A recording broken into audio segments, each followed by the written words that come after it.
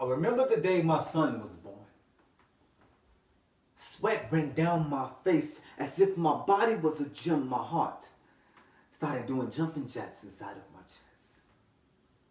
The rhythm of beats was dancing to the same tune of beats that I heard coming from this machine with so much adrenaline pumping through my blood. My brain forgot how to think as I started to daydream about how his life would be, and for some reason my mind skipped those countless nights of breaking your sleep to fix a bottle after you've come in from a long day of work.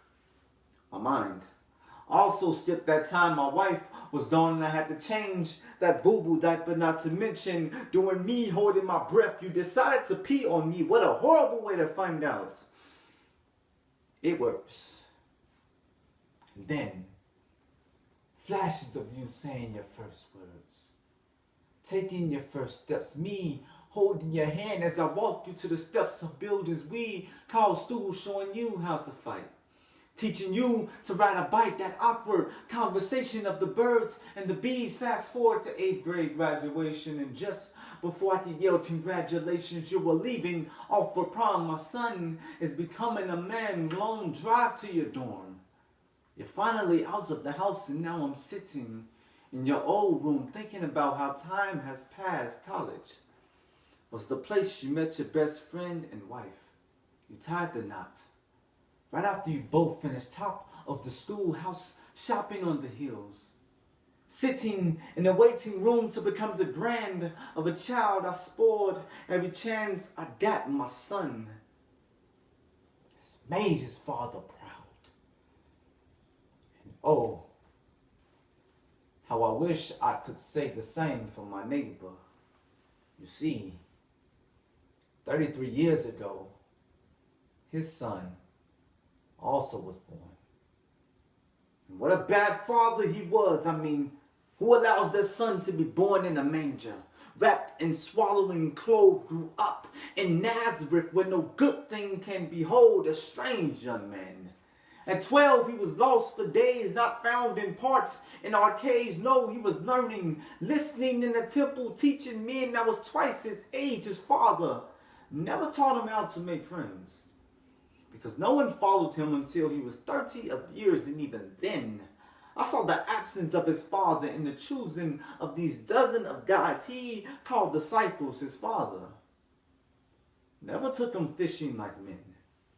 So in return, he made them fishers of men. His son had anger issues as well.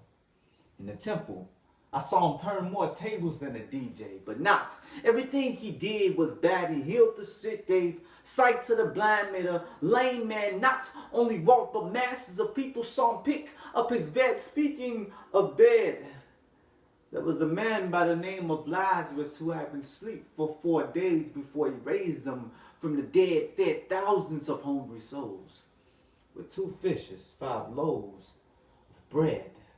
Speaking of bread, they called him the bread of life.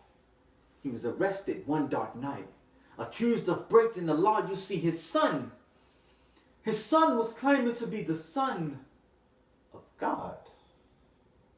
He was brought to trial, accused of blasphemy as the people shouted with a loud voice, "Crucify him!" And that's when I asked, man, where is this boy's dad? Stripped skin, beaten, thorns on head, cursed as any man who hangs on a tree. He was left to die a lone and lonely death. And after 33 years of fatherlessness, I heard his son cry out on the cross, "Father, why have you forsaken me?"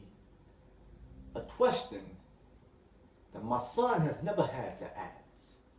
My hatred towards his father grew. So on early Sunday morning, I walked over, knocked hard on his door, and to my surprise, his son was alive.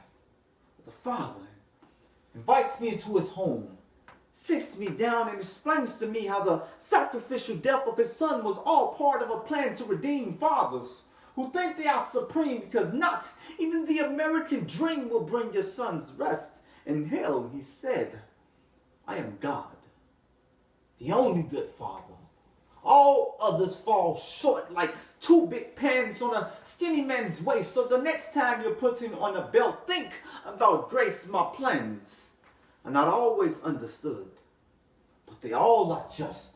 In order for me to forgive, someone's son had to be crushed. So instead of taking the life of yours, I gave up my own son, who has been a part of me for eternity. My son is the perfect picture of a painting no one has ever seen of me, the image of an invisible God. All things were created by him, so you giving your son the world is a lie.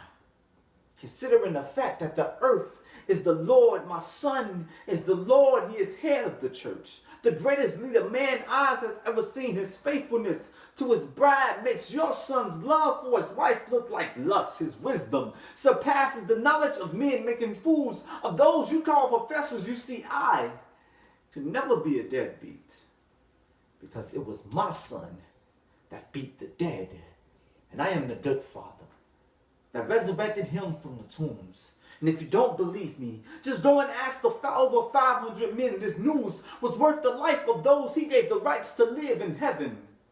Through faith in him, and repentance is the only admission. No sin is petty, because my son is coming back. Go home and make sure yours is ready. You see, a good father isn't a man that gives his son everything he wants. A good father is a man who understands that Jesus is the only thing his son needs.